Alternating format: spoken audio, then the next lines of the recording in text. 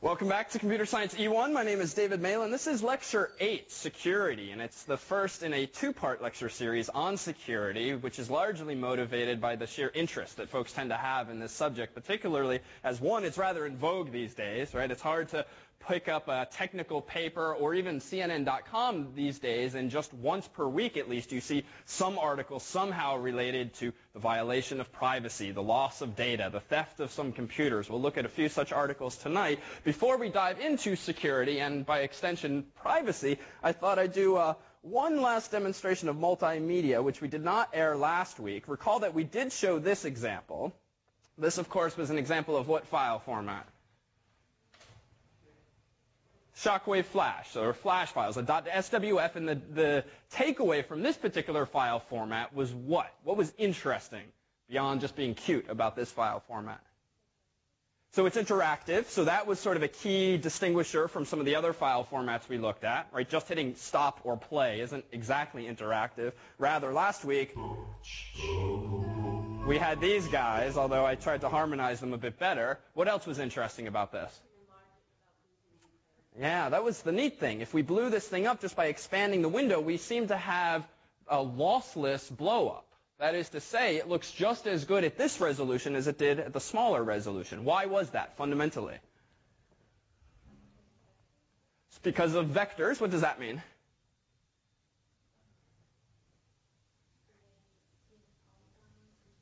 Sure.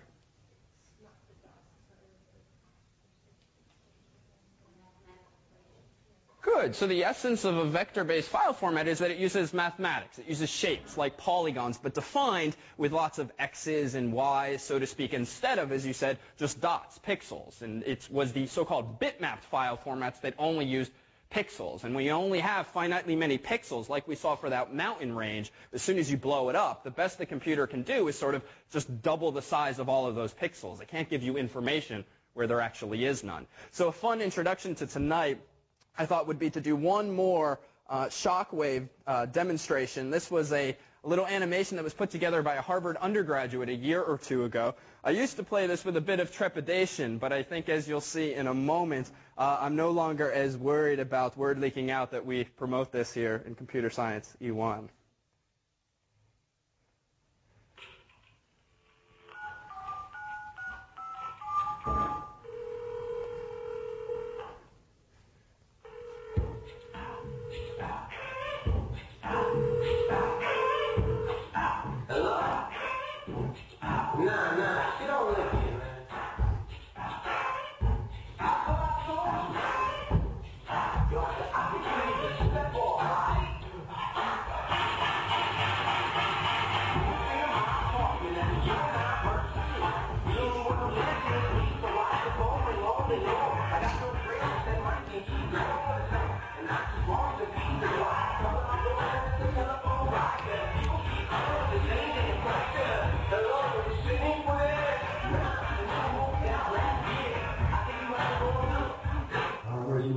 President Lawrence H. Summers.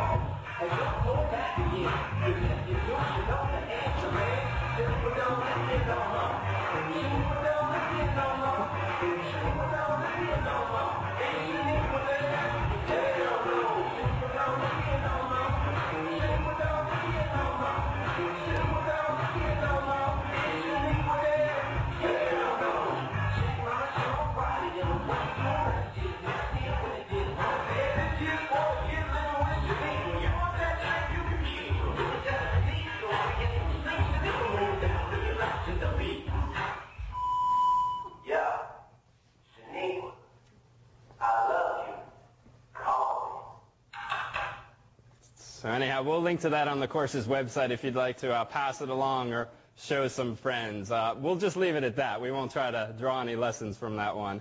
Anyhow, let me draw your attention to 3 articles that debuted on CNN.com in just the past couple of weeks. The first one that I'll draw your attention to, these are all linked on our lectures page, is perhaps the most recent one here. a snippet of which I shall read you. Starbucks loses 4 laptops with employee data. Nearly 60,000 employees in the United States affected by loss of personal information. The article goes on to elaborate. That's dated November 4th, 2006. From a couple weeks ago, we have another article on CNN.com. Apple, some iPods infected with virus. Less than 1% of video players made after September 12th infected with virus affecting Windows users. And the article goes on to elaborate on that topic. Another one from a few weeks ago. Crooks hijack online brokerage accounts. Spyware used to steal account details, then liquidate, manipulate stocks, the SEC says. And that article, too, goes on to elaborate. So this is just in the past few weeks. I literally spent 2 minutes on CNN.com before lecture just searching on various security-related topics, and it was quite easy to find such topics as those, some of which you might have heard about yourself. What tonight's lecture and next week's lecture are all about is, one, trying to put the fear into you in some sense so that you do understand, not only just intuitively, but technologically, what threats actually exist as they relate to computers and the Internet, but also what threats don't exist as they relate to computers and the Internet. Because there's a lot of hype out there, there's a lot of misleading information. Probably several, if not all of you, have at some point received some email from some helpful but perhaps a naive coworker or friend who forwards you an email saying, forward this to everyone you know because of this new virus that's going X, Y, and Z in order to protect yourself. Well, anytime you receive an email like that, especially if it purports to come from the security team at Apple or the security team at Microsoft, well, there are no such teams that send mass mails to the entire Internet user base about viruses and worms and so forth. Odds are, if you go up and pull up Google a few of the seemingly key words in that email, you'll find a link to something like urbanlegends.com or various other websites that document hoaxes. And those, too, are sort of a threat if you, for instance, do something you're told under the guise of being proactively secure and protective, when in reality you're just being tricked into opening some, say, back door to your computer. An email that was popular a year or two ago contained a zip file, which is a compressed file format, inside of which was an infected file. But the email was written in such a way that in addition to the attachment, it was always signed the harvard.edu team or the gmail.com team. In other words, this email was being forged and sent out to random people via various mechanisms, but it had this sort of lure of officialness in that at the bottom of every email was sort of a customized signature, but it was customized just based on what your email address was. Moreover, this infected file was password protected. This zip file was password protected, and in the body of the email were instructions as to how to access the contents. That is, the email itself contained the supposed password to this file, and that too sort of gave this phony email the lure of authenticity. Wow, so these folks are actually being so proactive, the security folks, as to give me the solution to my problem, but they're also trying to keep the solution safe by password protecting it and telling me the password. Well, what happened when users double-clicked that attachment, typed in the secure password, opened the attachment? Well, it's like letting the age-old Trojan horse right into your computer, not realizing that what's inside of that attachment is all of the bad guys that are subsequently going to take over your computer. So we'll cover topics like those tonight, but what I also want to do is solicit as best as possible as many questions and concerns that you might have, whether they are grounded in technical reality or it's just something you've heard. Let's also try to dispel whatever myths might be out there tonight. With that said, what are some of the threats that exist on the Internet as they relate to computers and the Internet today? Well, let's take a simple one. You've all used the web before, and you've all probably filled out a form before, if only to search for something on Google. But how many of you have bought something over the Internet? Okay, so almost all of you. So you fill out a form like this. This is a screenshot of buy.com, where one might go to buy computer equipment or various other things. What are some of the concerns that you might have upon visiting a website, or already, before even taking E1, what are the precautions that you take when visiting a website like this to buy something? It's a mainstream website. So it's a mainstream website, hopefully something you've heard of is a good bet, if only because at least if you're buying from this website, there have been others before you who have done so. Other things that come to mind? Thoughts, concerns you might have? Sometimes they take the call option. They say call with a credit card. Sure. As the last time I checked, even Amazon today, though they don't encourage you to call them to complete your order, I believe even Amazon today does have a delicately hidden option where if you're really paranoid over typing your credit card information in over the computer and over the internet, well, you can call them up and relay it verbally. Well, let's actually tackle that particular feature for just a moment. How many of you are concerned about using your credit card on the internet? Okay, so most of you this time, not all of you, but most of you. Why? Any of you who are concerned? Someone else. Why this worry? Okay, so the obvious perhaps. Someone could steal your credit card number. How might that happen? What's your concrete worry?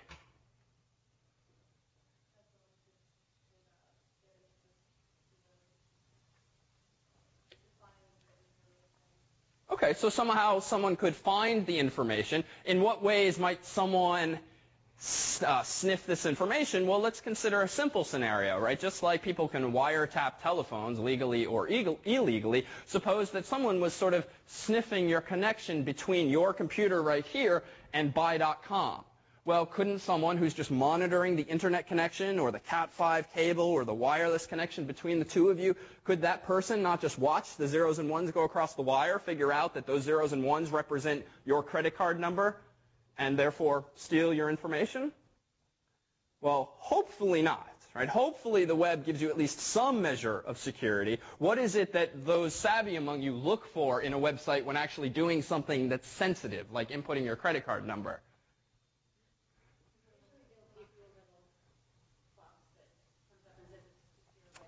Okay, good. So you might look for a little box that tells you it's a secure website. The most reliable place to look for such a box is where?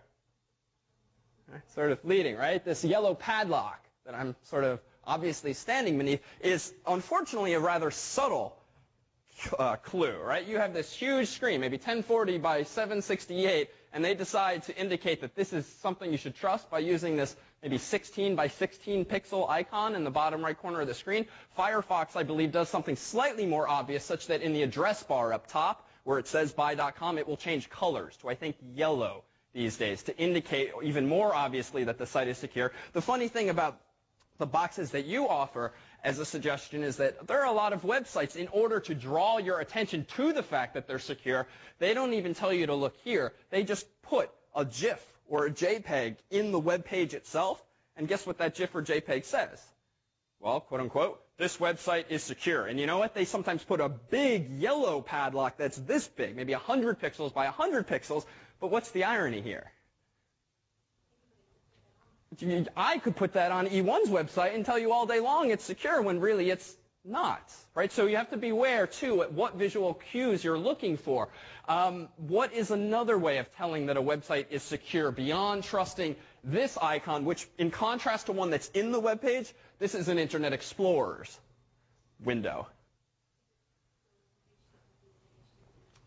Yes, so we talked about this, I think, briefly in one of our internet lectures. If the URL starts with HTTPS, what that means is that the website is using a protocol, a sort of language called SSL, Secure Sockets Layer. And long story short, this is simply a means of encrypting information between my laptop and buy.com server.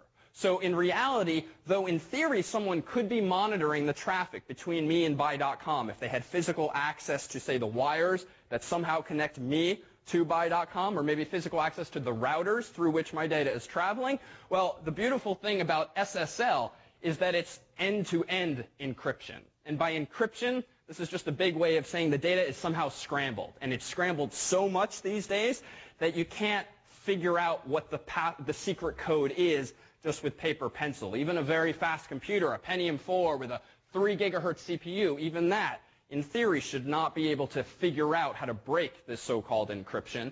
But what that means is that you have end-to-end encryption, whereby, yeah, someone could still sniff those zeros and ones that are going between you and buy.com, but they look like gibberish.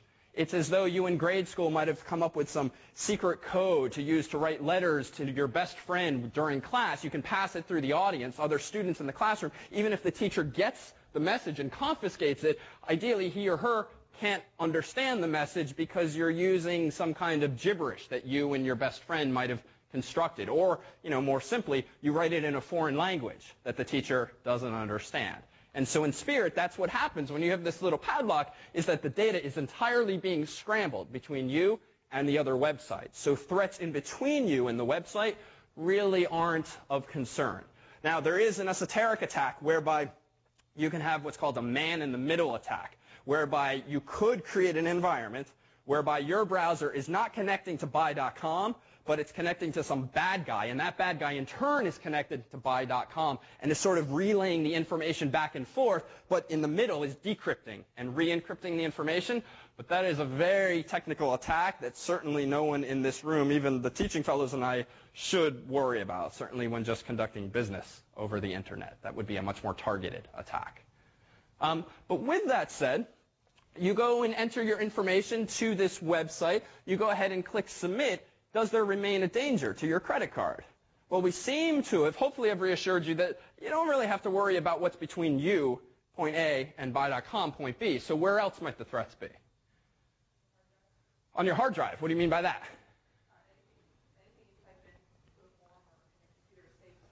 Good. So the danger, too, is that these days computers, PCs, Macs, are so flexible in what they can do. You can do almost anything computationally with a computer today, that means you often leave traces of your behavior behind because they're not really designed to be secure systems per se. The most obvious incarnation of this is that, can you figure out where someone's been if they sit down at your computer and use the internet? You can usually just click the little drop-down menu and go to the history, for instance. And there's even other evidence of this. We might spend more time on this next week, and I'll try to show you exactly how much information you can unearth about someone's internet behavior. But if you're typing in something like your name and your credit card number into a website, theoretically, there is a trace of that left on your hard drive or left somewhere in RAM.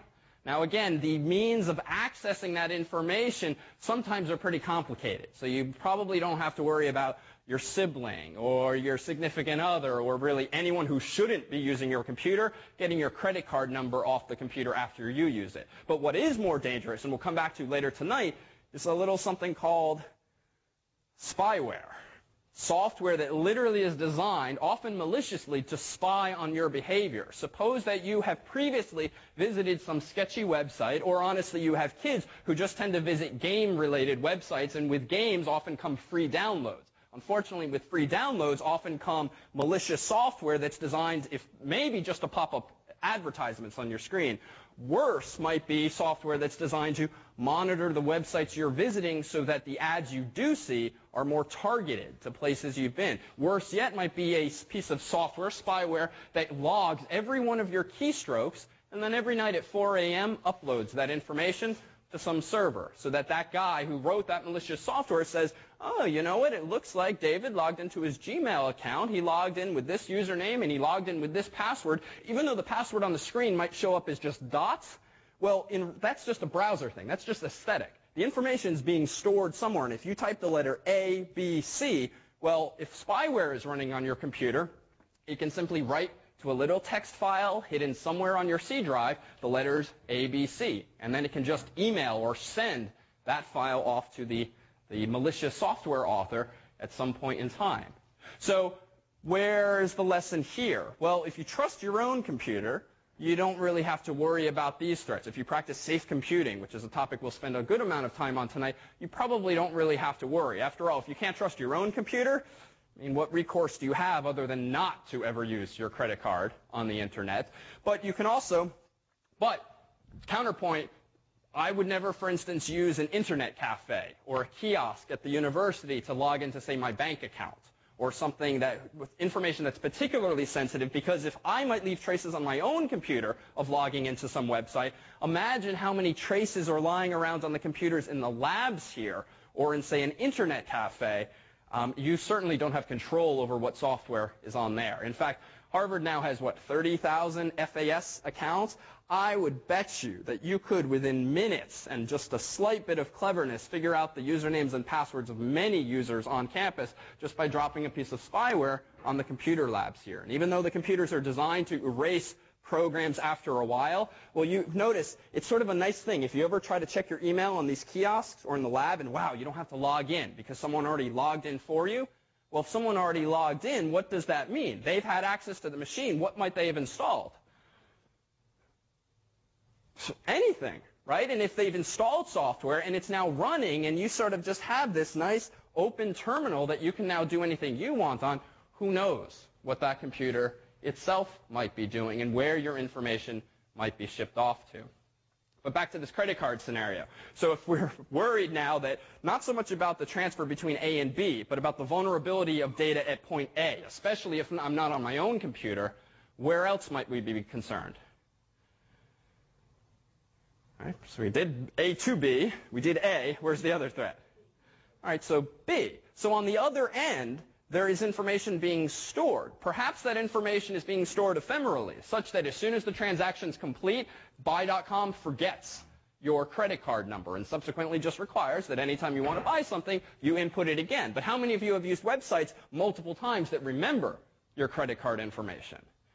Right? So how obviously is the server remembering that information? It's storing it on its hard disk somewhere in some database of sorts. And so some of these articles that you'll see on CNN.com about the loss of data, the loss of backup tapes, the theft of laptops, well, any data that's on these computers, if someone steals these computers, or perhaps worse yet, a remote hacker hacks into the servers and doesn't physically steal the machines, but copies digitally all the data, any information you provided to that website could theoretically be lifted as well. So is that to say that you should not buy anything over the internet? Well, what's the takeaway? Well, there's a few pushbacks on this. One, I would argue that typing in your credit card number and expiration date and name and so forth into a web page that does have a modicum of security and actually uses strong cryptography to scramble the information, ship that data not even to a poorly paid human, but rather to a computer system that immediately tucks it away into a database is arguably more secure than a transaction you might make going to the local store or to buying something over the telephone where you by definition have a human involved. Right? Even when I was growing up, I remember in high school, a kid got expelled from our high school because, and this is one of those stupid criminal stories, because he was at the Foot Locker, I think an employee, and for whatever reason he thought it would be a reasonably deceptive thing to do to just jot down people's credit card numbers as they bought things, or maybe keep carbon copies of the receipts, and then order stuff himself by phone or via catalog. There really was no internet back then. And then, and this is always the catch, how did they catch him? He was mailing it to his home. So anyhow, I think he was probably arraigned, certainly expelled.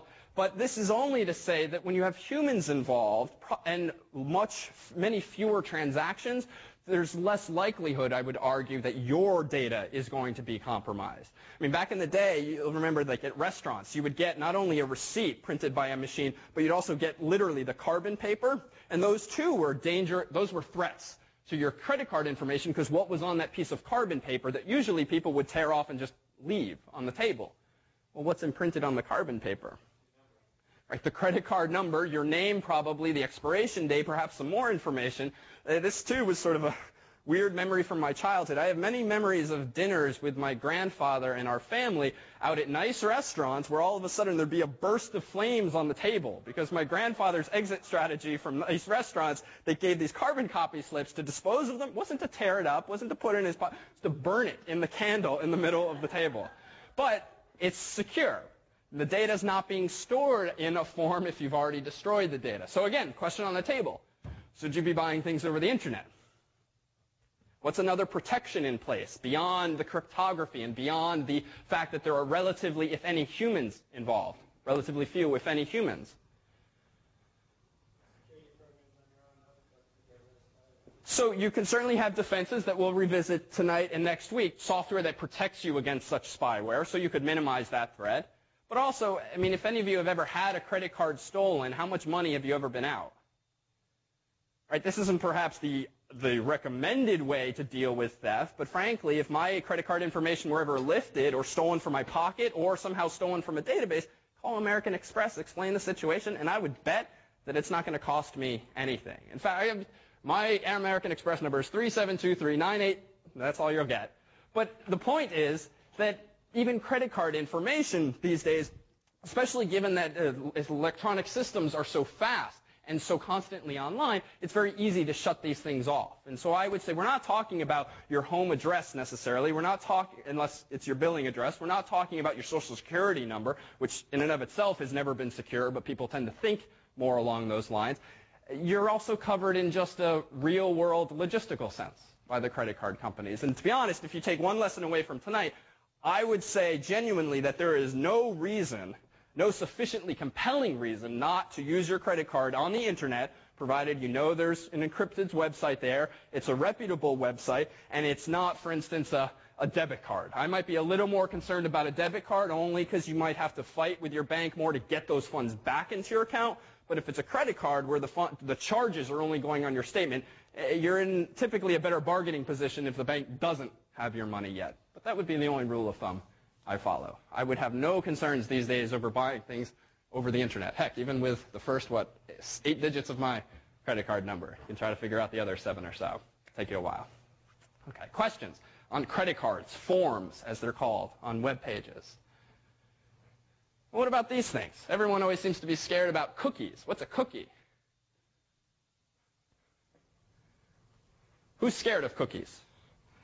Okay, Eric's scared of cookies. Who else is scared? Or who else thinks if Eric's scared? Remember, Eric was the guy who knew everything in Jeopardy. If Eric's scared, how many of us should be scared? Okay, 2. All right, so most of you are not as scared of cookies as Eric is. Well, what are they in the first place? Well, this is just a screenshot of a folder on my computer. This is my C drive, Documents and Settings, /Mailin/cookies. If you use Internet Explorer, this folder, using your username, not mine, will accumulate these little text files over time. And each of these files is usually named with your username at some website. And inside of each of these files is usually some kind of information. It's usually just a random number, a big number, but it can also be personal information like your username or your first name, your last name. It entirely depends on the website. Because what a cookie is, quite simply, is a file that a website you have visited installs on your computer, typically in order to remember something about you. And installs actually makes it sound scarier than it is. It saves a file on your hard drive. The design of cookies, though, is such that only that same website should be able to read the contents of that file subsequently.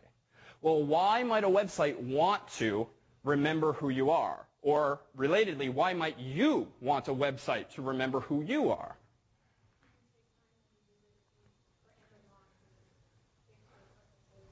Excellent. Just to save time, right? When you visit Amazon.com, it's a nice feature that I don't have to type my login name, my email address, every time I want to log into Amazon because it just remembers my email address. I do have to type my password, though there are some websites where you can also say, save my password. Well, that's a convenient feature. Why do we need websites to remember us using cookies? Why can't they just look at, my IP address and say, oh, I've seen this guy before. This is Mailin at post.harvard.edu. What's the danger in just using IPs to remember? So the IPs can change. If you have dial-up, it probably changes every time you connect to the internet. Even if you have Comcast or Verizon, DSL, or cable modems, even though these guys tend not to change your IP address all that often, you are by no means guaranteed to have the same IP address day by day or even hour by hour. And so, moreover, what do we also know about IP addresses as it might relate to this problem? Why is it not sufficient for another reason, not to just remember someone's IP? Good. So 2 computers can appear to have the same IP address. Recall that we talked about home routers and how they share one public IP address among many computers in your home. Well, imagine that this is a scenario that a hotel uses, for instance, so that they can really skimp and share one IP address among multiple rooms in the hotel. Consider this in your own home or your dorm or just your apartment with some friends. Well, if all of you to the outside world seem to have the same IP address, you probably don't want your roommate to pull up Amazon.com and be half logged in as or fully logged in as you. So that is to say, if you can't necessarily trust that someone's a returning visitor based only on their IP address, how can you do it? Well, you store like a little token, a little breadcrumb on their computer, so to speak, that proactively tells you who they are. And even though a website could store in this cookie your email address and your password maybe even for some website, they tend not to. They tend instead just to store a big number, a big random number, but a unique number.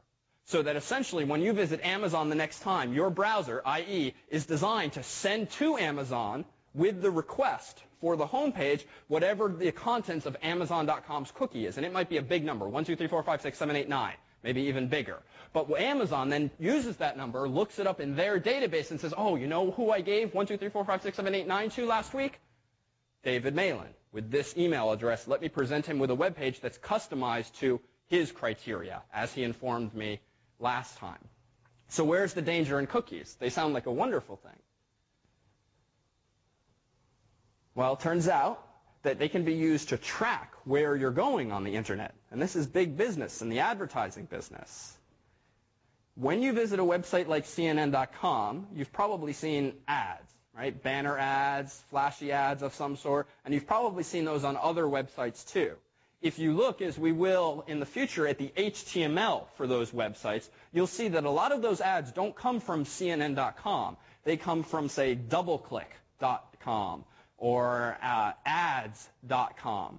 That is to say, in a web page, you can include content that's not only stored on CNN.com, but you can reference content that's stored elsewhere. So that my browser, Internet Explorer, not only gets the news from CNN, it gets all of the related ads from some other server, ads.com. Well, suppose that it's ads.com that is storing a cookie on your computer.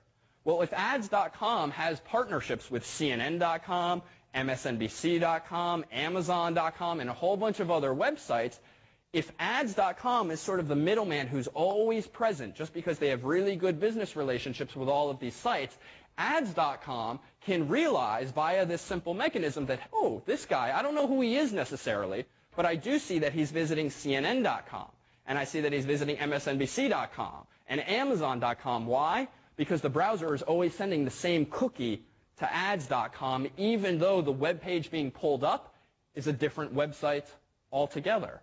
Internet Explorer calls these things third-party cookies. And one of the only features I disable when I use Internet Explorer, at least, is if you go to Internet Explorer's Internet Options, go to Privacy, Advanced, you'll see this.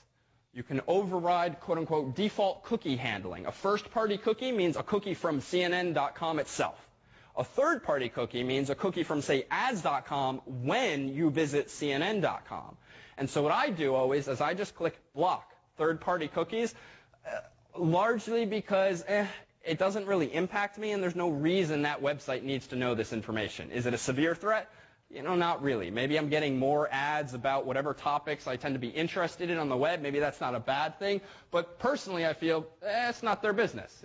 There's no reason they need to know that information. And with a click of a button, I can block that information from them.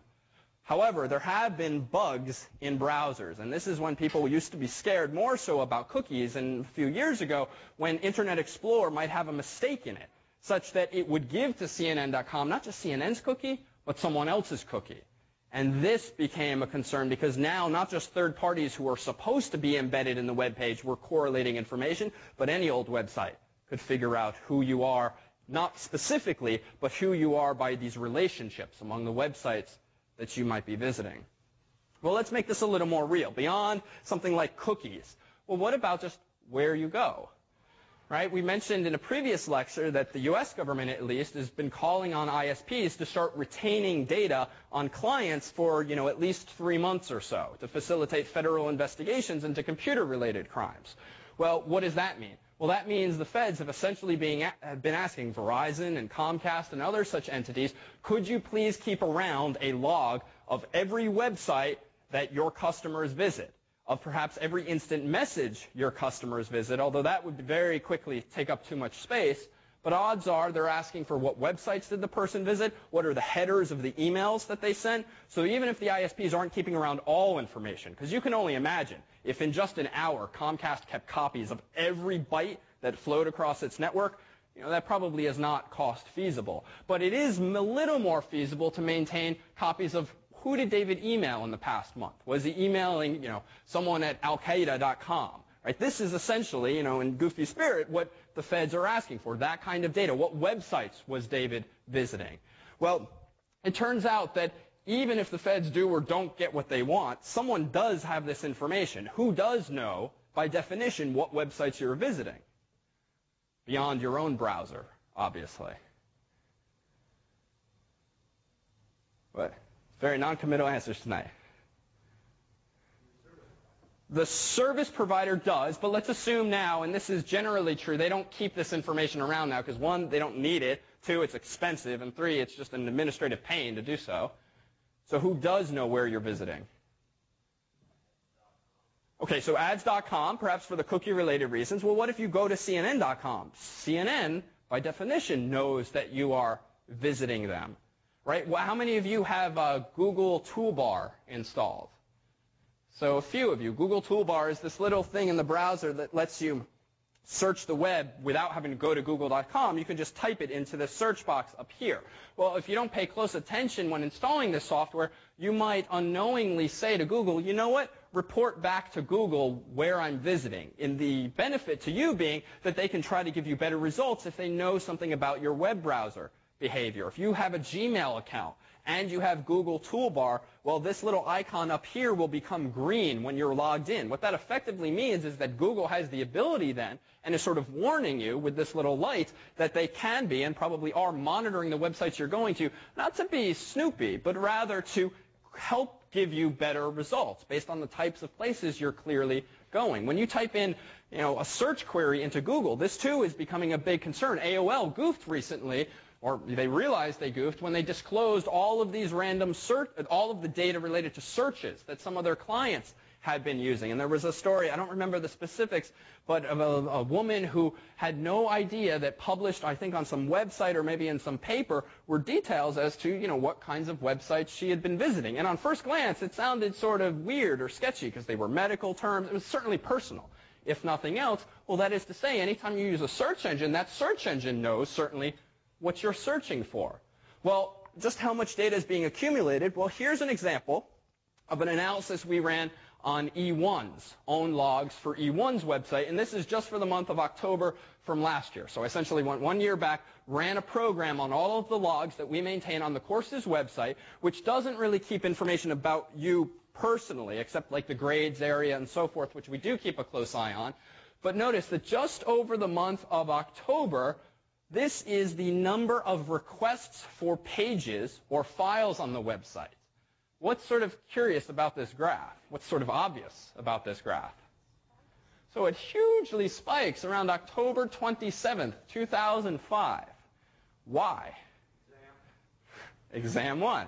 Right? It is clear to us that last year's students, at least, were studying for the exam because we could just infer from the logs that there was clearly an interest in website content. Apparently, though, folks were not so engaged in the beginning part of the month. But this was apparent. Well, what if we look at the data a little more closely? I'll pull up the same report, but with more information in it. Notice that among the things we can determine are the following. So here's that same weekly report shown slightly differently, but you similarly see the peak. How much information could we get? Well, we can look at this data, which this is just sort of curious. We can get a sense of the most popular hours of the day that the website is used. So it seems that the folks last semester were not really using the website between midnight and, say, 6 a.m. But as soon as it becomes 8 a.m., 10 a.m., folks are logging in from work and so forth, activity seems to pick up. So that's sort of a neat confirmation, if nothing else, of intuition. Well, how worrisome does the data get? Well, we know, for instance, that 43% of the accesses of the website came from organizations ending in .net, where 23%, or roughly 24%, came from folks in the .com. Okay, so fairly, somewhat interesting, but not terribly violating of anyone's privacy. What more can we do? Well, now it gets interesting. So it appears that there's at least one student who was making 10% of the requests. Might we infer that this was the student most behind that semester, and that this IP address, or rather this fully qualified domain name, someone who has a Comcast account, was accessing a lot of information, 3,000 requests. Now, this doesn't mean we even had 3,000 downloads for him, but embedded in our web pages, recall, are little graphics sometimes and text, and so it just adds up. If every time you pull up one page, you're really pulling up 10 small files, 10 images, well, that's how these numbers get inflated, but still, as a percentage, that's pretty significant. Well, what else can we find out? We can look at this referring URL report, and this doesn't look very revealing right now, but it essentially tells us where people came from when they visited our website. So using this information, can you sort of infer who on the internet has linked to your own website? Unfortunately, it's a little disappointing in that we seem to be the most popular link to ourselves because we have all of these cross links, but we can look at something that's a little juicier. Search query report. We can keep track of the search terms that people used in order to find us. So last October, the most popular search on the web that led people to us was actually the name of one of the course's teaching fellows. So 26 people searched for Roman Rubinstein. Google or whatever other search engine led that user to our website, because last year, obviously, Roman's name was on our website. And you can sort of see the other kinds of things people were searching for and how common these were just within a month. Not huge numbers, but certainly revealing and helpful to figure out where people are coming from. This one, on first glance, is a little weird, but you might recall this. So what this suggests, to be honest, is that, well, why is this in our logs? How did someone search on TwinkiesProject.com and find their way to us? It wasn't the final project. It's one of the problem sets, which an astute student would know from an earlier problem set. It's one of the URLs where we ask about the significance of white space. Well, it looks like some user intentionally or accidentally typed that into Google or something. Because we had a PDF last year that mentioned Twinkies.com, Google had found that over time, and there's relatively few websites apparently on the internet that say www.twinkiesproject.com, so the user found his or her way back to our own website, which probably didn't really answer the question, but was sort of funny to see showing up in the logs there. You can also see much more information, among which is what browsers people are using, what operating systems people are using. All of this information is disclosed when you visit a website.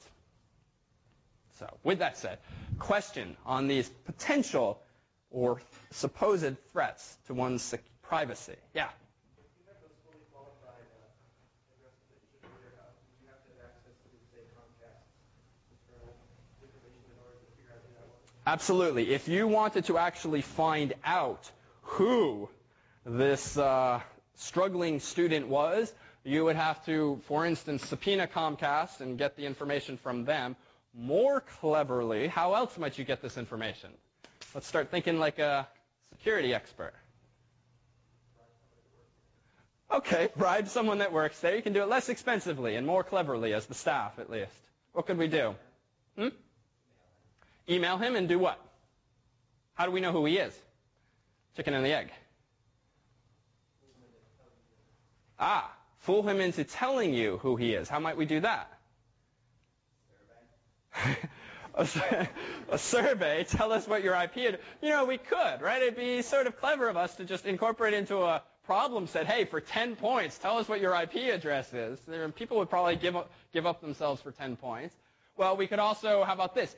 Embedded in any email you send is the address of the computer from which you sent that email. If you're using something like Outlook or Eudora or some email program that's on your computer and isn't a web-based program like Gmail or Hotmail, embedded in every email you send is your personal IP address. And in fact, if it's a PC, the name of your computer, which maybe the name of your computer at home is desktop, or mine you've seen is laptop. So embedded in any email that I send you, a student, from my laptop, from home, using Outlook, will contain somewhere in the headers in a place you don't normally see, but if you go to the right menu option, you'll see it, is your IP address.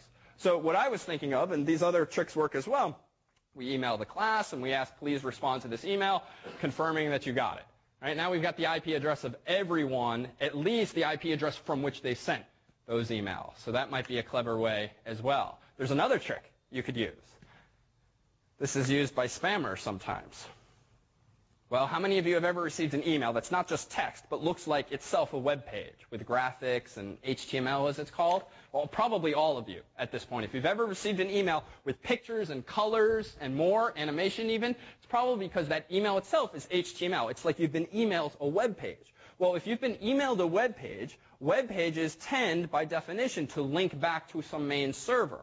So what this implies is that if I sent you an HTML-based email with the E1 logo, for instance, and you opened it with something like Hotmail or Gmail or Eudora or Outlook on your computer, to view that email, by definition, it would grab all of those images, the E1 logo, from our server if we constructed the email properly.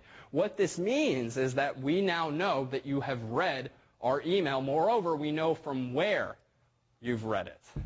And that, too, can be a useful trick. Even law enforcement might do this, right? If you don't want to go through the time and the expense and the trouble of trying to subpoena the information and you know who your suspect is, you can solicit them in a way via electronically such that they, thinking it's completely innocuous to open an email or respond to an instant message, they are giving up information about themselves. And this is because you've seen in our Internet lectures how the Internet works, which basically is about those virtual envelopes, which tend not only to have destination addresses, but also those source addresses.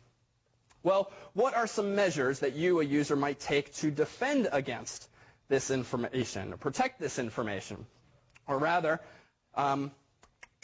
as a teaser, let me do this. This is one of our to-be-continued slides. We have Sherlock Holmes here sort of looking for data to recover. What we'll likely do next week is talk briefly about this article and the related topics. This was an article written a couple of years ago by an MIT PhD student, and two of them. It's fascinating. This is an excerpt from an IEEE, which is an engineering magazine related to specifically security and privacy. And we'll spend more time on this next week, but you've probably heard that data from your computer can be recovered with the right tools or the right expertise or with enough money. This article sort of puts that into perspective. So if you've ever read articles about how people's credit card numbers were divulged or people's ATM records or their health records from a hospital, what these guys did in this research project was they bought, I think, 300 or so hard drives off of eBay.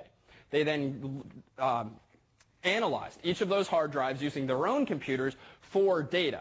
In some cases, they found that the hard drives contained just zeros, completely uninteresting. In many of the cases, in worrisomely many cases, they found people's medical records, social security numbers, sketchy files, financial data, all of which had been just either sold unintentionally by the people or naively sold. Some of the cases, though, were actually traced back, as I recall, to, say, Best Buy or companies like that, where when these people traded in their computers, and at least in one instance recently, they were told, we will destroy your data before reselling this hardware. It's a lot cheaper not to wipe information than it is to just resell it. This is terribly common. And one takeaway from next week, hopefully, will be if you ever get rid of a computer and get rid of it from your possession, sell it, throw it away. If nothing else, you should wipe the hard drive with software we'll talk about next week, or at least you should physically destroy the hard drive. And as we've seen in this class, y'all are pretty good about destroying our hardware. So we'll just give you the appropriate screwdriver to do that. So with that said, we'll come back to that next week. How can you actually protect against these violations potentially of your privacy? Well, how many of you have one or more passwords? All right, and how many of you, for 10 points on the next problem set, would tell me what it is? All right, we won't put you on the spot. Okay, Eric. So passwords are a funny thing because they're omnipresent. They're incredibly popular. They make good sense intuitively, right? If you want to protect access to something, just protect it with something that presumably only you know. This is an excerpt from the script for the movie Spaceballs. How many of you have seen this film? Okay, how many of you then remember the following line? Company meeting 1, 2, 3, 4, 5. That's the stupidest combination I ever had in my life. I'm trying to think an idiot would have on this logic. It worked. Wait again. It worked, so we have the combination. Great. Now we can take every math fresh air. Outside of the here. College. 1, 2, 3, 4, 5. 1, 2, 3, 4, 5. Yes, that's amazing. I got the same combination on my watch. Okay, so think about it now. How many of you have an ATM code? have a not just that, but have an ATM code, have a password that's your birth date, or maybe your husband's birth date, or your kid's birth date, or some amalgam of multiple ones. How many of you maybe use a keyword like your hometown and spell it out on the keypad, or something like, heck, even just use your Social Security number for your password, using the last 4 digits of your Social Security number. Passphrases. There, you might remember the Seinfeld episode where George Costanza's ATM code was what? Oh, come now. Bosco. Yes? No? Bosco? No? All right, it's a tough crowd. No pop culture here. No Jon Stewart. You can't use Seinfeld, so keep trying. So this is to say, maybe you're all more clever than we might expect. Even I have some pretty stupid passwords, but I sort of take that risk, thinking, frankly, I don't really ever care if someone guesses what my password is to YankeeCandles.com, where I bought a candle once. Right? So it's sort of calculated risk sometimes if you just choose an easy word to remember, or 1, 2, 3, 4. But some people try to be more clever. What's a good way to come up with a password?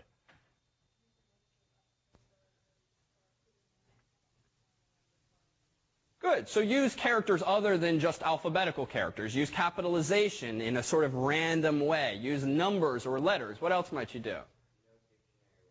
So no dictionary words, more to the point. And that's an excellent point. Even though there are a lot of words in the Oxford English Dictionary, there's a lot of gigahertz in computers these days. And a computer can guess words from a dictionary and compare them against your potential password much faster than you, the human, could. Which is to say, if you are using a password on your computer, it is probably not very difficult for someone with the right software or expertise to figure out what it is.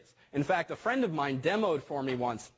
His brother was moving into a local apartment complex, and he didn't even have TV, electricity, or anything set up with the local utilities, but he did have his laptop, right? These are computer science friends of mine. This was the first day. I was helping them move in briefly, and the brother wanted to get on the internet. Unfortunately, as you've probably seen at home, if you have nearby neighbors, a lot of people, even if they have wireless internet access, what are they doing these days? So they're turning on security so that you see a little padlock next to, not the web page, but to the access point or the wireless router, the airport in Apple speak, which requires that you have some password. Well, one of the technologies being used for most of these routers, dare say these days, is something called WEP, Wired Equivalent Privacy. WEP is broken, and WEP is the security mechanism that comes with, to this day, most routers. It has been supplanted by, and should not be used these days, in favor of something called WPA. WPA is much more secure. There's even something more secure, which is WPA2. However, if you pull up in my own neighborhood and in my apartment complex area, there's probably 12 or so access points that my laptop could reach.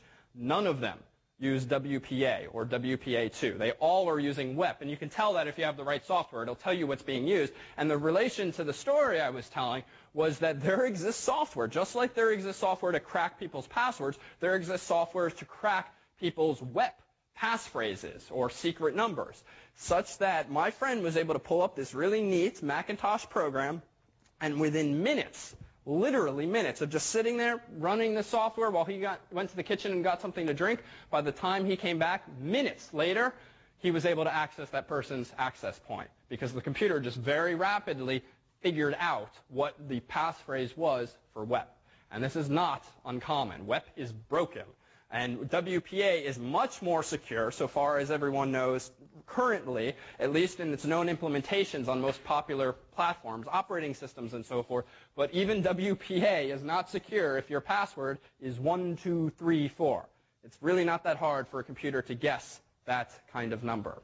So in short, if you are using wireless access at home and you are worried about someone sniffing your data, not so much your SSL protected data, right? It doesn't matter. This is irrelevant to visiting places like buy.com. The worst someone could do is know that you're visiting buy.com, but you have that end-to-end SSL encryption, which means they're just going to see gibberish going across the wire. But if you're sending emails, if you're visiting sketchy websites, if you are sending instant messages, all of that stuff is not sent usually via SSL, which means it's being sent in the clear.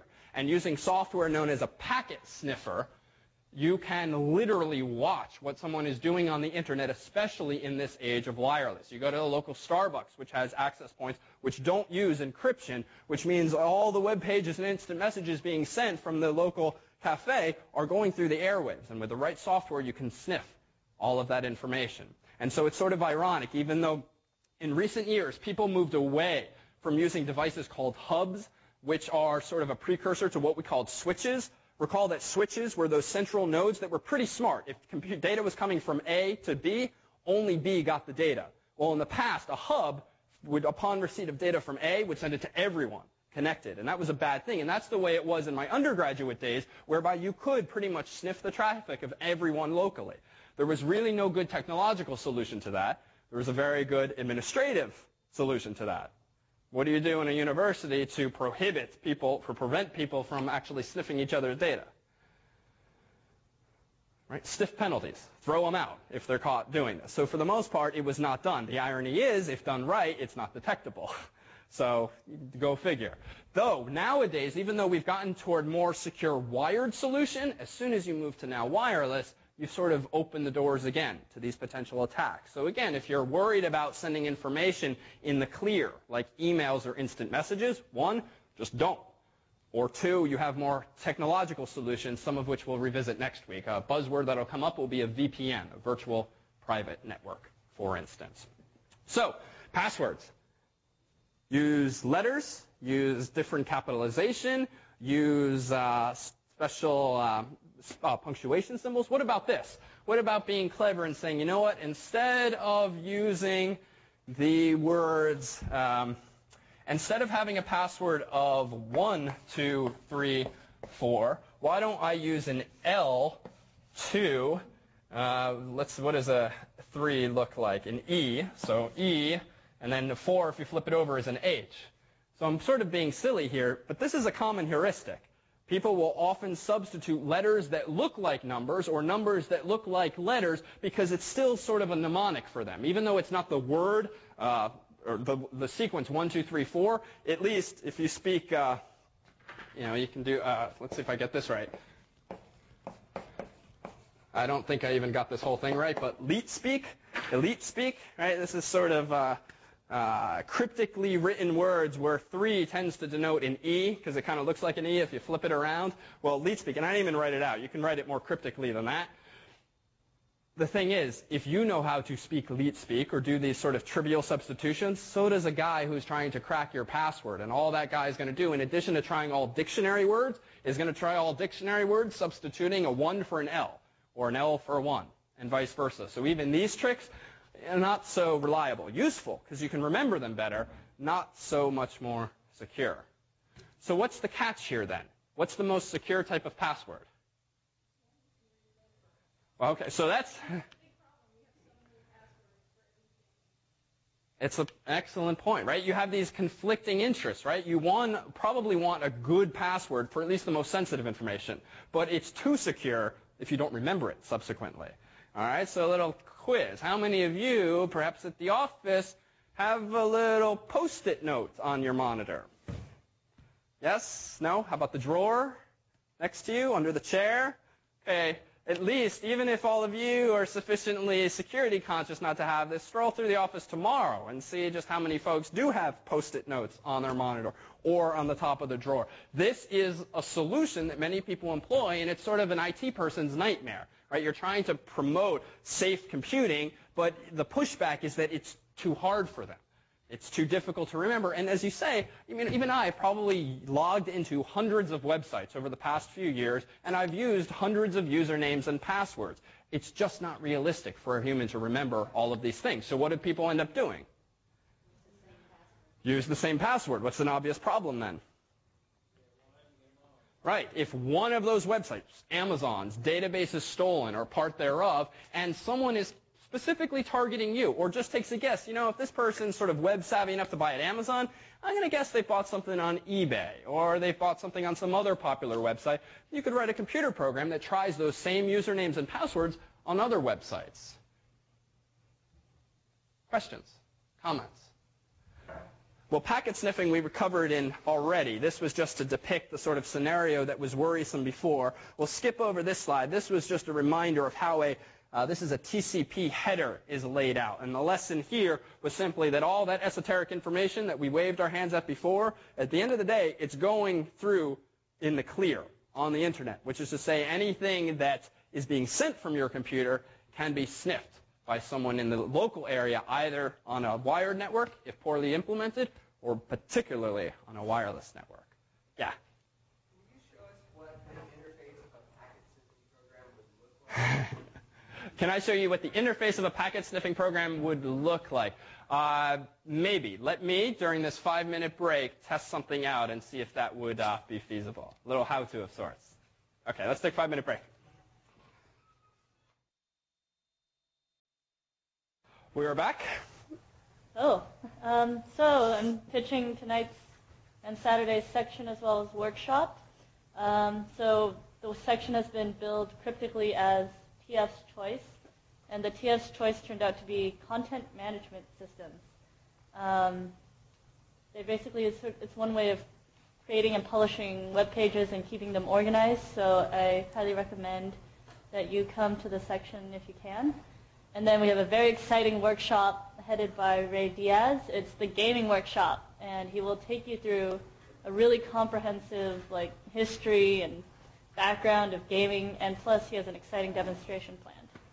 This workshop on Saturday will be Ray's dream come true, since he's all about the games, and to call it work and to have you all there, he would love to see you. So, all right, thank you. Any questions, administratively or otherwise? No? All right, so hacking. What is it? You're all worried about it. An outside person gets into a system that they're not welcome to tarnish information or manipulate it. Yeah, that's pretty good. So to hack a computer is to sort of compromise it, to break into it using some form of technological or sociological means even. The term hacker actually used to have a positive connotation. A hacker at, say, MIT years ago used to just be a kid who was really good with computers and could do neat things. Even at MIT, what they do annually, like dressing up the dome as R2-D2 or decorating the water fountain with the fire hydrant, those are MIT hacks. But in more recent years, the term has acquired quite the pejorative connotation, such that if you're a hacker, you are ostensibly a bad guy. So what does it mean then to hack into a computer? It really depends. Hacking a computer might mean writing some special software that logs someone's keystrokes. It might mean accessing their computer physically and trying every possible password at the prompt. In fact, how many of you, when you log into your Windows computers, have a password to protect others from logging in? Okay. Not that hard to circumvent that. If someone has physical access to your computer, you can put as long a Windows password on it as you want. It's not going to keep that person out if they have the right savvy, the right time, and the right expertise. How many of you have a BIOS password? A BIOS password is one of those ones that comes up, and Dan focused on setting BIOS settings actually in his one of his videos of the week in Volume 1. A BIOS password is a password that your computer, not Windows, but your computer, the BIOS itself, offers you, so that when you first turn on the computer, before you even see the Windows logo, you see the password prompt. How many of you use one of these things? Yes? No? Well, some companies might use this, at least to password and protect like those BIOS settings. If you ever see one of these so-called BIOS passwords, turns out there's got to be a way to get around these things if someone forgets the password to a computer, right? So to remove one of these so-called BIOS passwords, it suffices to take the case off, find the little jumper, as it's called, if you attended one of our hardware sections, connect 2 little pins on the motherboard, gone. No more password. It's literally as simple as that. How many of you have a Dell or have used a Dell computer that when you first turn it on, it says, warning, cover has been removed?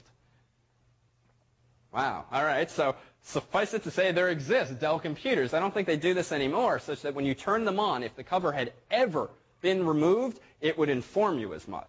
Sort of a nice idea on first thought, but thereafter sort of stupid, because clearly you need to open the case at some point. And so what you have is thousands of computers out there that say, warning, case has been removed. Because someone put in a new hard drive or put RAM in. The idea was that it would suggest that your machine had been broken into, but only insofar as you yourself had never lifted the case off of the thing. So you don't even see that anymore. And if you haven't seen it already, in Volume 1, I believe, PC BIOS settings is one of Dan's. And if you haven't noticed already, at the ends of some of these videos of the week, there are bloopers of sorts, DVD-style outtakes. And I have to say, at the risk of embarrassment, Dan, I think, makes the best outtakes. In that one in particular, am I allowed to relay this? Everyone on the internet knows it.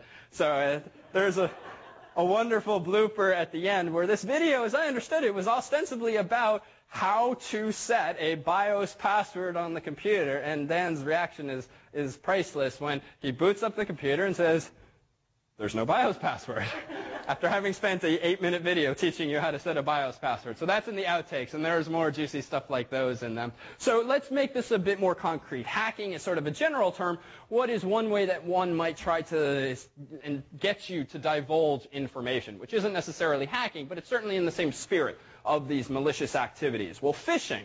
This is something that many of you are familiar with. How many of you have ever received an email from, say, Citibank asking you to confirm some of your account information? The irony being, you don't have a Citibank account, right? How many of you received such an email from PayPal or Bank of America or Bank of the West? This was a clever one, actually. This was beautiful. We talked briefly, I think, in one of our internet lectures about domain names looking somewhat similar to reputable domain names. Well, this particular phishing attack, as it's called, and a phishing attack is whereby you sort of try to hook someone, as you would with bait, to try to entice them to divulge information to you by sort of through social engineering, presenting them with a website or an email that looks legitimate, therefore it looks like it's safe to type your information into. What you're really doing is typing your information into some guy's server, somewhere in Europe, where he's logging your username and password, and faster than you can go to the real PayPal.com, he goes to PayPal and wires himself some money. Right? If this is done internationally, whether you're using checking accounts, credit card accounts, it's not necessarily as easy to protect or go after finances as they've been lost from actual debit or checking accounts.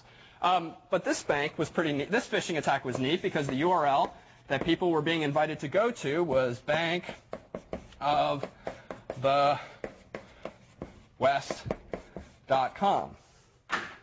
In fact, if you went to this website, it looked quite like,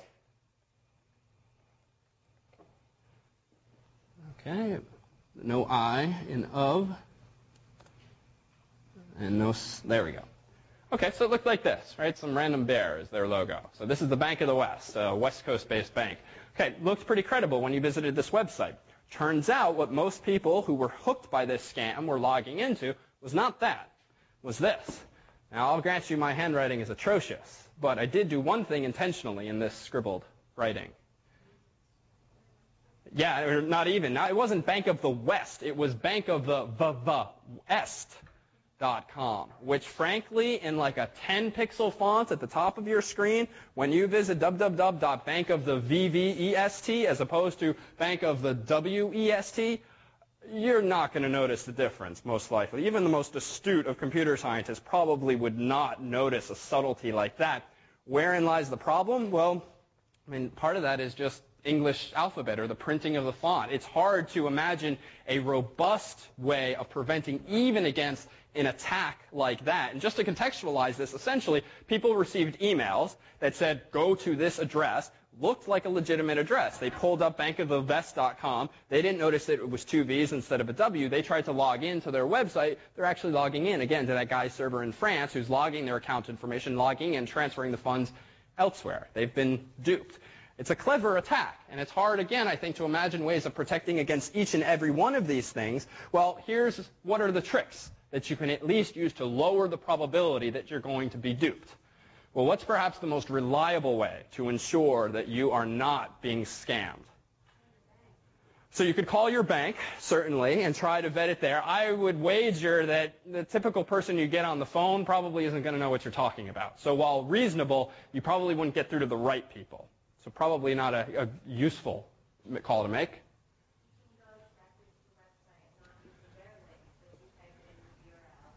Absolutely. So a very good defense and a good habit to get into is just when you're accessing online account information that you're all worried about, especially banks, don't follow links. Just go, open a blank Internet Explorer window, and you type in Bank of the W-E-S-T. Odds are you are not going to type VV accidentally, but you do sometimes make typos.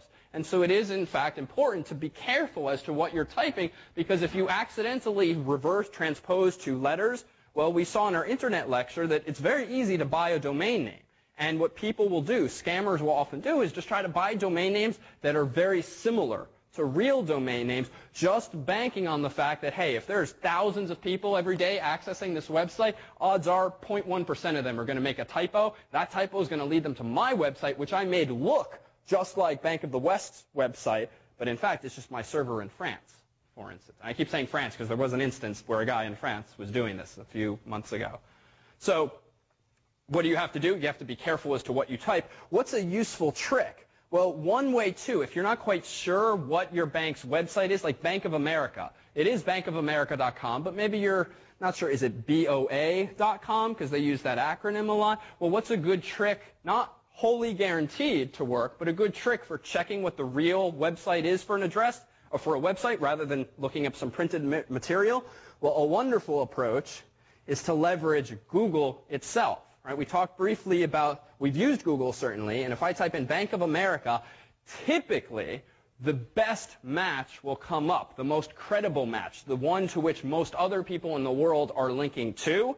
Now, this doesn't always work. You can't necessarily trust that the first link or the first page results from Google are the legitimate ones, but it at least it's another check. It's another sanity check. And even I've done this with certain banks that I've used over the years. If I'm not quite sure what was the URL, I don't want to guess.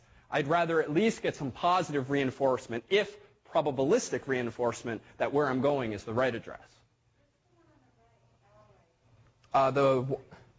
This one here? So what Google does under sponsored links, and you might have come across this when reading up briefly on the click fraud, this is Bank of America's paid-for link.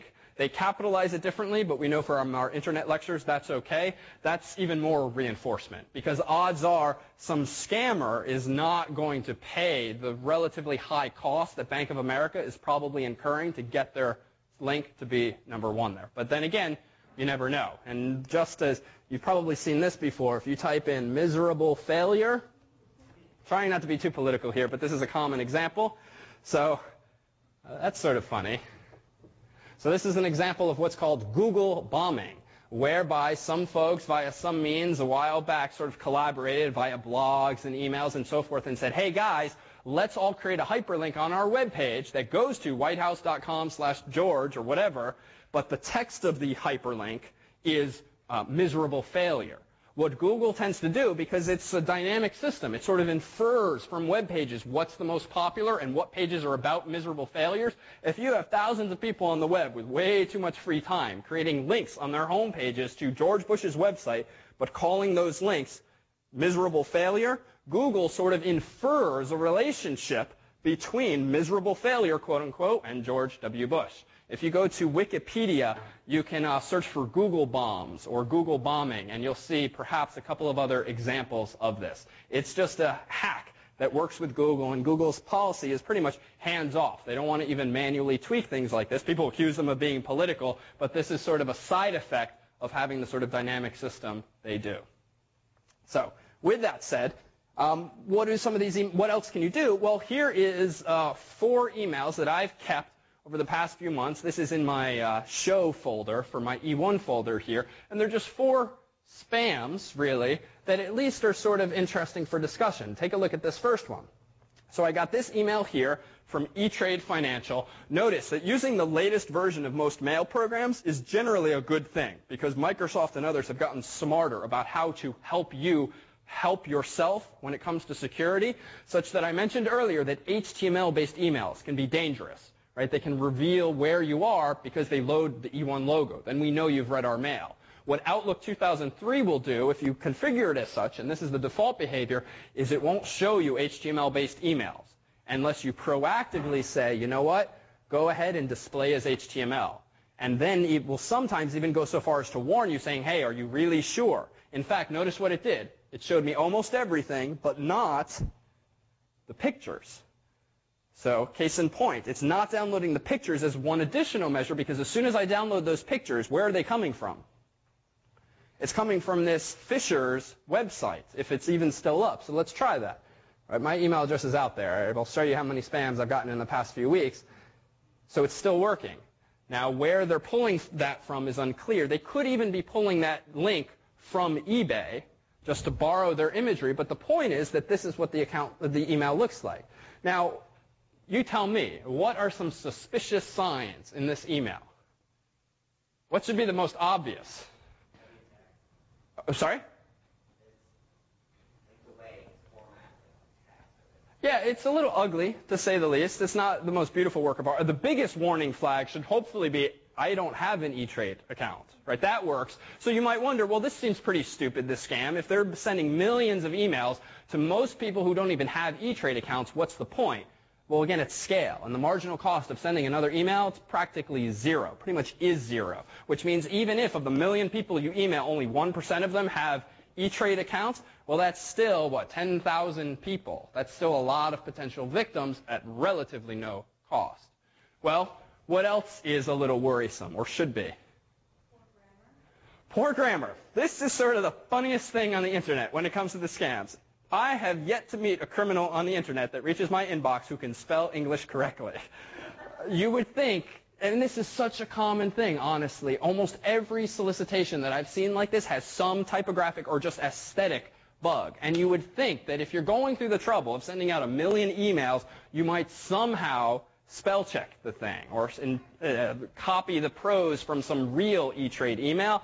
Honestly, that is one of the biggest things to look for, is a typo. I mean, even stupid things. Like, look at this. There's a space before the period.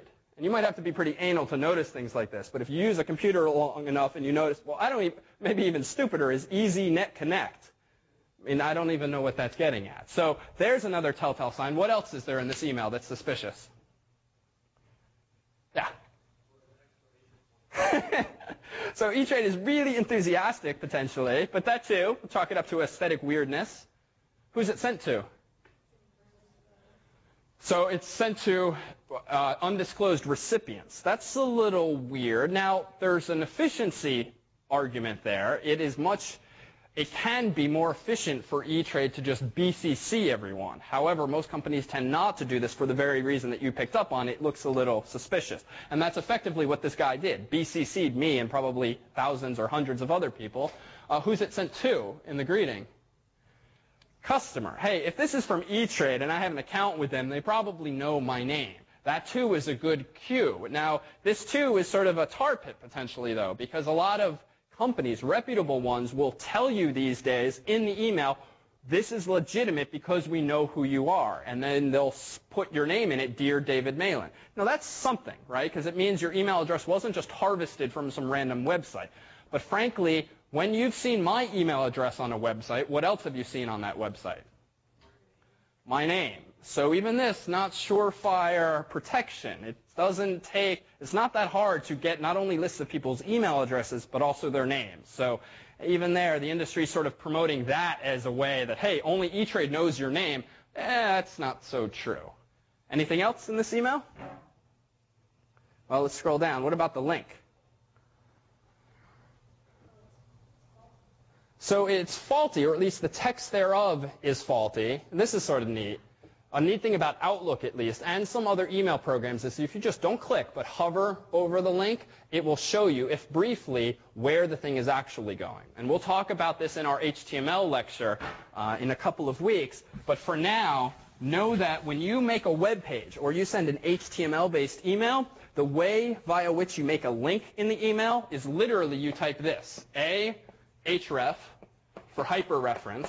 And then I might say something like http://fastmortgage.com, quote, angle bracket. Then I put the name of the link. So that's why you have this dichotomy between what you're seeing and where you're going to end up. And I could say, as they say here, E-Trade, !/A. So if this looks cryptic now, Wait till you see 2 weeks from now what you'll be capable of doing. But that gets across the basic idea. When you have a hyperlink, be it in a web page or an email, there's two parts: where you're going and where you're told you're going.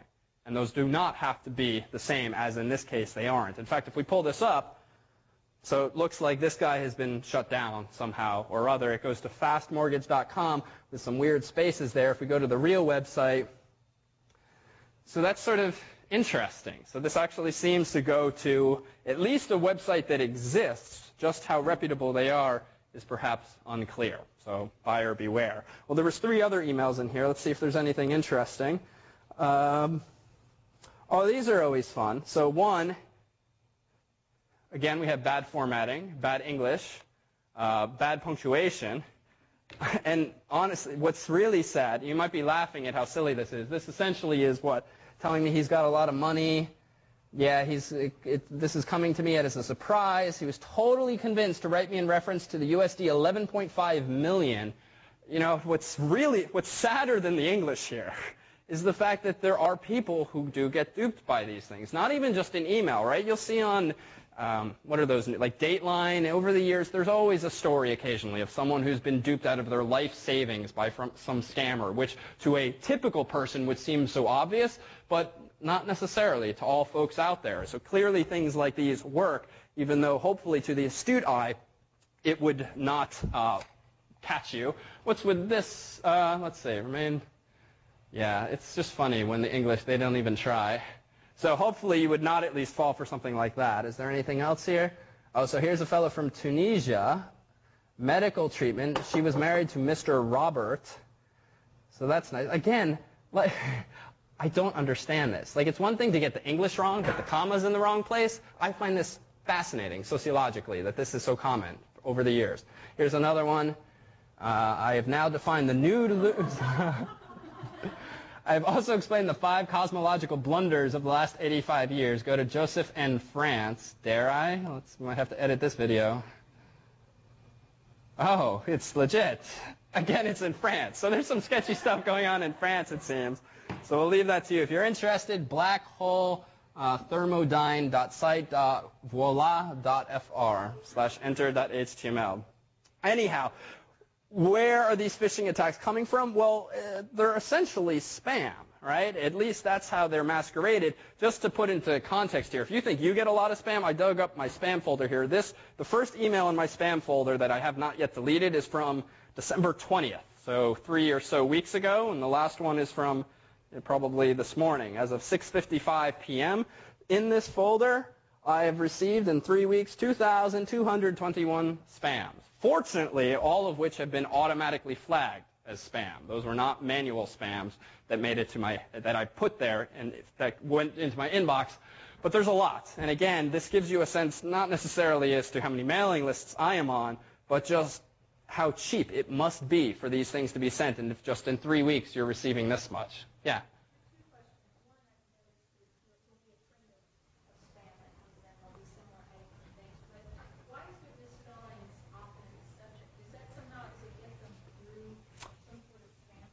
It's a good question. Why are subject lines sometimes misspelled? Why is there gibberish in some of these emails? Let's see if we can take an example. So here's an example, if simple. So here's a spam. Remove your email, where there's a plus here and a star there. It's just weird, if nothing else. But yeah, the short answer is that this sort of gibberish is often inserted into the emails so that they'll slip past the most naive of spam filters, which might just look for keywords like remove your email spelled correctly. And simple tricks like this clearly didn't work for my email system, since this automatically got put into my spam folder. But you'll see even crazier things where it's simply random words or random letters, and there will be more random words or more random letters in the email than there is actual content. But that too, because this is a very difficult problem in computer science. It's sort of it's an intelligence test. Is this email being sent from a human who sent coherent sentences, or is it gibberish?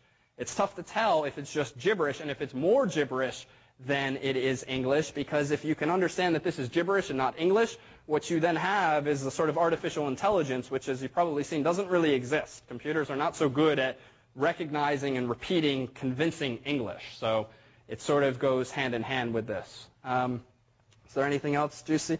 These are always interesting. Let's see if I regret pulling this up. A lot of the spams going around these days have random text or even sort of legitimate text, maybe excerpted from some book, but the spam comes from the attachment.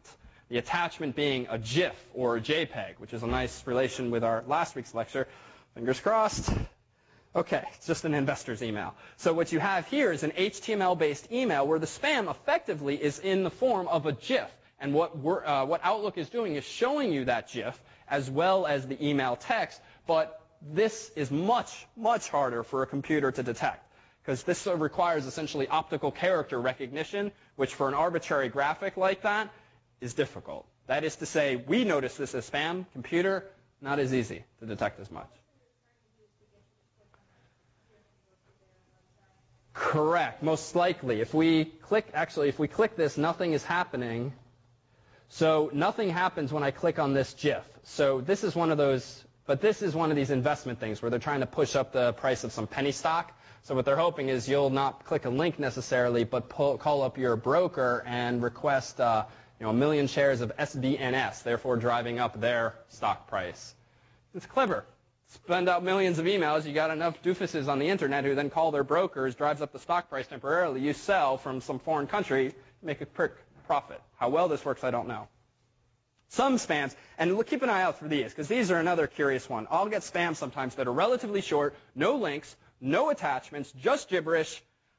Why? I can only imagine that these are often tests or accidentally sent emails, but I get enough of them that it's this funny thing. So there's clearly things on the internet I don't understand. All these misspellings for 10 years of internet usage, spams that make no sense, and you get them quite frequently. So what's another threat? Well, you've all probably heard of the notion of a virus or a worm. What is a virus? Yeah. Destroys your computer, pretty much. I'll qualify that. Can destroy your computer, pretty much. So a virus is just a piece of software that someone, again, with probably too much free time or with malicious or with malevolent financial intent, wrote some piece of software in hopes of doing something bad with it. A virus will typically infect your computer if you put into your computer a CD that's infected, if you put a floppy in that's infected, if you open an email that has an attachment that's infected, or as per that article, if you buy one of those few video iPods that was infected and connected to your PC. A virus, however, generally requires human interaction.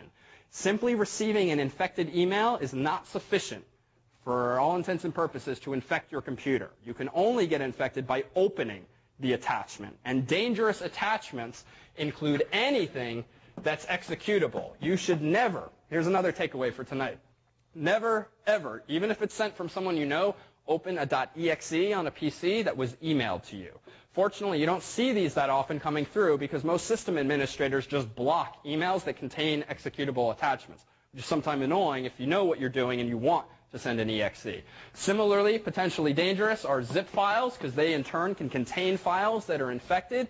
For a while, you could even get infected by, as I recall, JPEGs. There was a bug, I think, in Internet Explorer's rendering engine for JPEGs. That is to say, if you pulled up a web page that had a infected JPEG, because of a bug, I think, in Internet Explorer, you would get infected by loading that image. But in a sense, that was your fault for having gone to the web page. Similarly, have there been other bugs in Internet Explorer and other browsers such that if you visit a website and that website sends you a GIF or a graphic or some kind of content that takes advantage of a bug in the browser, similarly might you get infected with a virus. And unfortunately, I can't really tell you what viruses do because there's so darn many of them. In fact, if we pull up Google here and choose, let's say, virus database, let's see what this gives us. Symantec, Threat Explorer, let's see if this is good. So just in the past few weeks, these are all viruses or worms that have been identified. If we instead go to, let's see if A to Z threats and risks. There's so many different types of malware, malevolent software these days that they don't even call them viruses just anymore. They call them threats and risks. These are the viruses and worms and other such things that start with the letter A that the company called Symantec has identified and can protect against. These are those that start with the letter Suspense building. Okay. So suffice it to say there we go, D. There's a lot that start with D as well. Suffice to say there's a lot of malware. There's a lot of people with free time. There's a lot of people with malicious intent that have written these things. What can they do? Anything.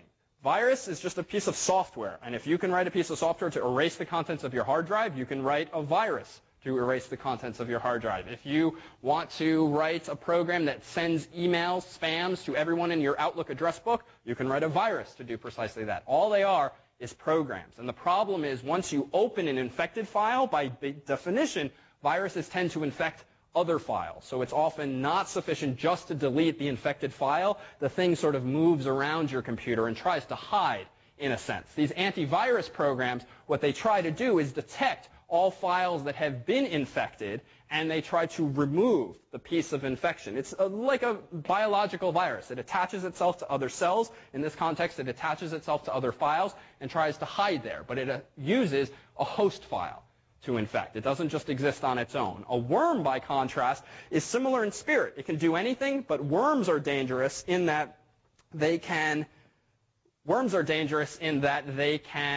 travel on their own. And this is actually where most of my research is focused over the past few years. Worms are more scary than viruses because they don't need foolish humans clicking on attachments and emails. If you are infected with a worm, it can jump from your computer to any other vulnerable computer on the internet simply if you have an internet connection. And for a while, there was one worm going around which created this sort of catch-22 situation. There was a bug in Windows, XP, and other versions such that if there were computers on the internet infected with this worm and they were attacking your computer, which essentially just meant sending unsolicited virtual envelopes of data that themselves contained the worm itself, well, if your computer was on and connected to the internet and not behind a so-called firewall, your computer would immediately start shutting down within 30 seconds. In other words, you turn on the computer, you connect to the internet, Comcast, whatever, 30 seconds, your computer will shut down. Now, the catch-22 is that for the most of us, 30 seconds is not sufficient to go to windowsupdate.microsoft.com, search your computer for available updates, install said updates, and reboot.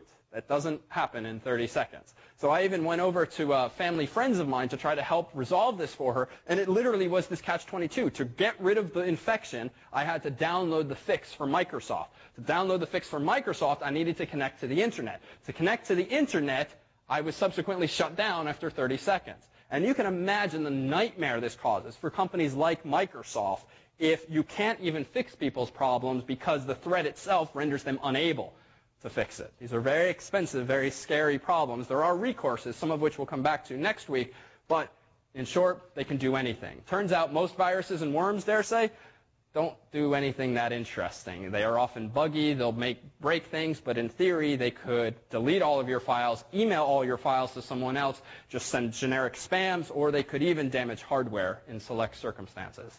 Yeah? How do they fix it? You have very smart researchers at companies like Symantec and McAfee and other such companies that essentially they let one of their machines get infected, or they get the file from someone else, and they analyze it. They figure out effectively how to reverse the effects of it. In my situation, is that what? So I put the machine temporarily behind a firewall so that the worm, even though it was trying to get at her computer, couldn't actually get into her computer, and that let me get to Windows Update. Alternatively, I could have sat down at another computer, downloaded the patch elsewhere, and then installed it with like a floppy or a USB stick or a CD. So there are ways around it. Not ways that this 65-year-old friend of mine could have done on her own. And that's the scary thing. That's the worrisome thing. Yeah? I've read about there's certain legal programs licensing viruses, things like Star Force. It's like a top protection for the state, but it's sort of installed itself in the computer and talk about it changing the record. Yes, so there is some software that is thought to be good, but in reality is very similar to something like a virus or worm in that it does something without your knowledge. Sony got reamed in the press a few months ago because on some of their music CDs that you would buy from the store, right, everyone's all up in arms these days about DRM, digital rights management, making sure you can't rip their CDs, copy CDs, upload them to the internet. So what Sony thought would be appropriate would be when you put this CD from Tower Records into your computer, unbeknownst to you, it installs some software in the background. That software essentially makes it impossible for Windows to let you duplicate that CD. Unfortunately, one, they told you nowhere in the wrapping that this was being done. Two, it installed itself stealthily such that you could not even detect that this software was installed. You go to Add or Remove Programs, not there. You go to the Task Manager, not there. It essentially was designed to be stealthy, which suggests some suspicious intent by Sony and, frankly, some stupidity if you actually think people who want to steal music won't figure out how to circumvent this. The worst part, though, was that the software they wrote was buggy.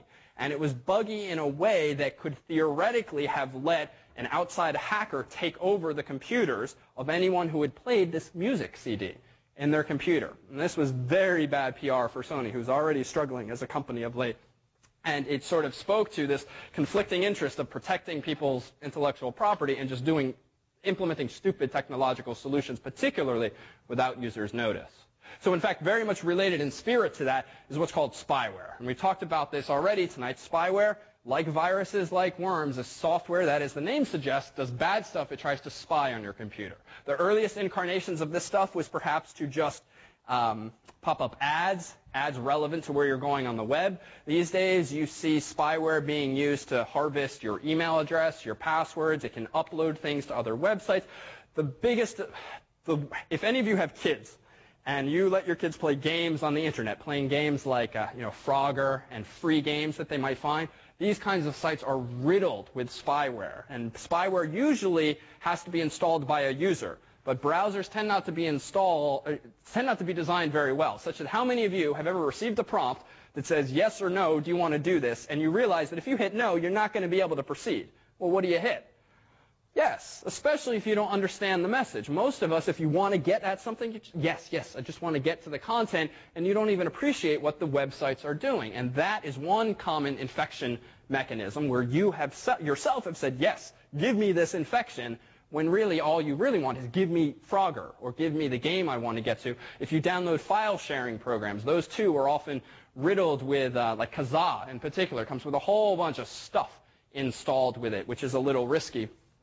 For you, we have the fortune of tonight having a brave volunteer in the form of Dawn here who brought in this nice sexy tower for us that on first glance looks like it's already quite buttressed with various protections, some of which keep popping up here. I'm going to try to ignore that for now and draw your attention to, in our final minutes tonight, I'll spin it this way, the only protective software that I use. And again, take that for what it's worth, but I will say that for the most part, it is not necessary to pay for software to protect yourself against viruses. It's not necessary to shell out for Norton antivirus or McAfee antivirus. Frankly, there's enough free stuff and enough good enough stuff out there that if you inject with that your own common sense, E1 savvy, dare say, and practice safe computing, you won't get infected. I think in years I've only been infected by one thing, which was some piece of fairly innocuous spyware.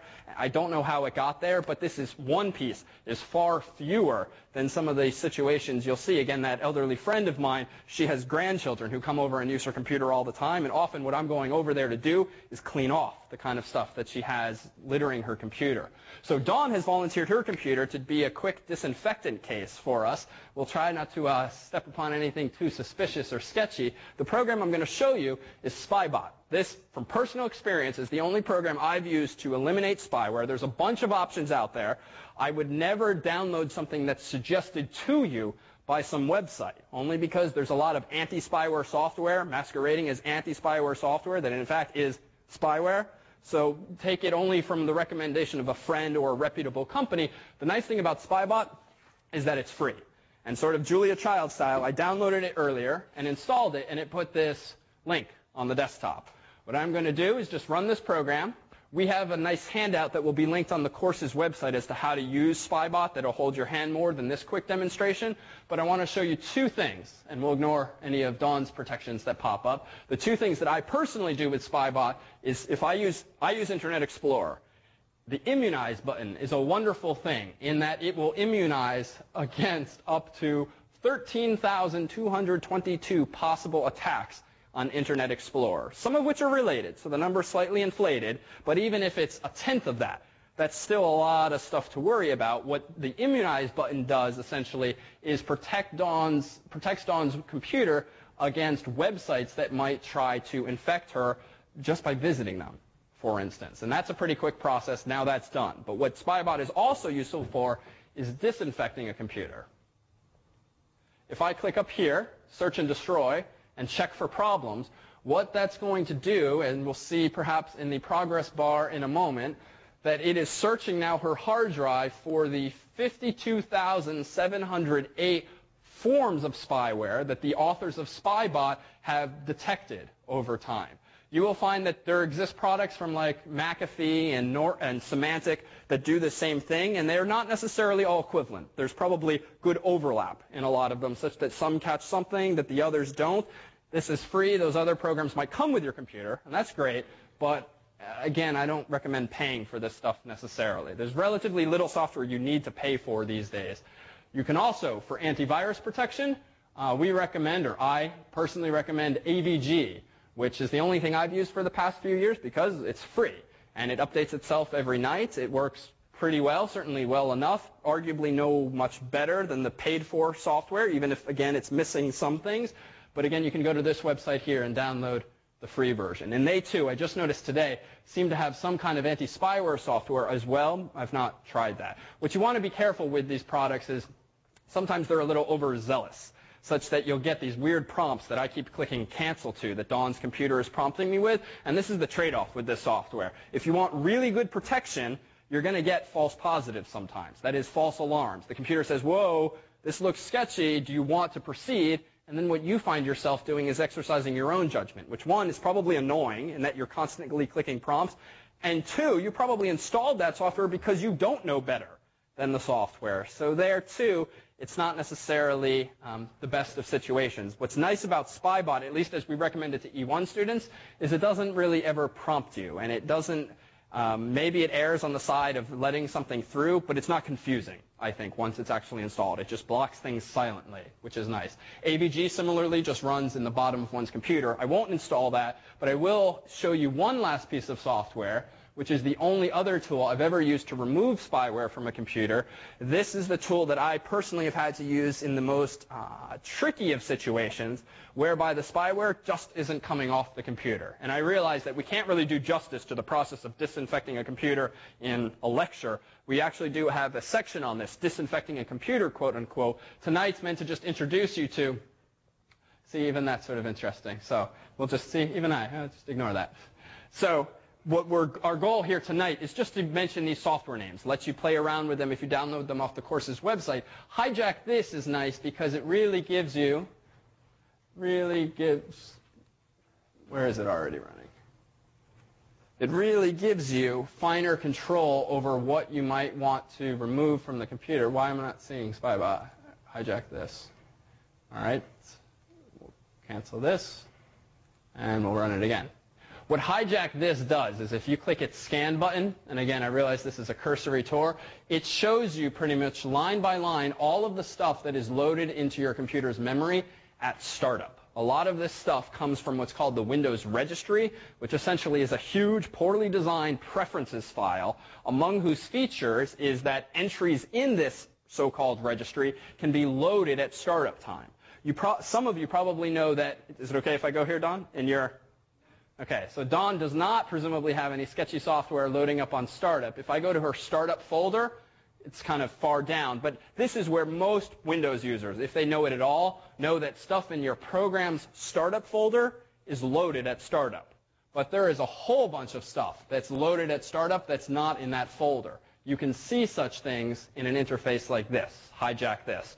And I won't spend time dwelling on this because it sort of is by nature scary, and I wouldn't suggest yourself running a program like Hijack This and solving your problems by checking every one of these boxes and saying fix checked, which means remove all this stuff. You really want to exercise some discretion. But the discretion, for those of you who are willing to be a bit adventurous, if you're experiencing some suspicious problem, is to look among these lines for the names of programs that you just don't recognize, things that are suspiciously named in weird locations.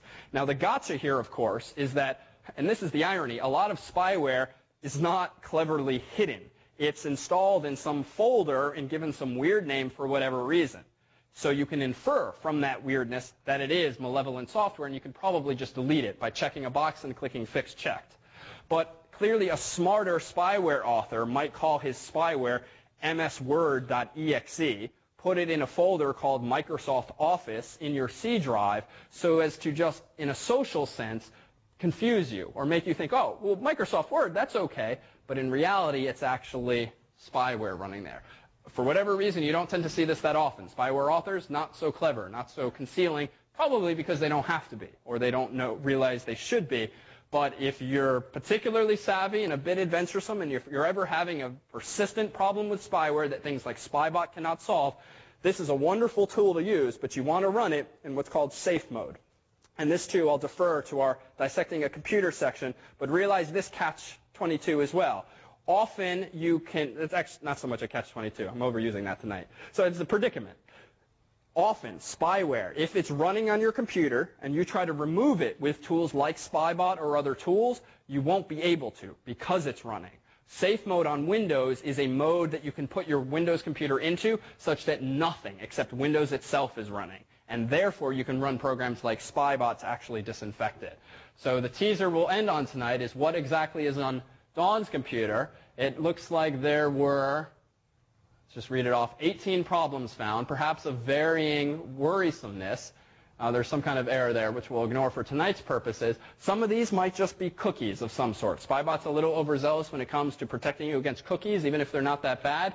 But every one of these lines here is something that's being loaded into Dawn's computer, usually at startup. Some of these seem to be cookies, which is fine. But these settings, these are more worrisome, since you don't want things that are clearly making some settings happen if you don't understand what they are. So a nice trick with Spybot is if you don't know what it is, you're probably fine in just removing it. And I would promote doing that as much. So many thanks to Dawn for bringing in her computer. We will see you next week in our continuation of what's scary out there and how to protect yourself.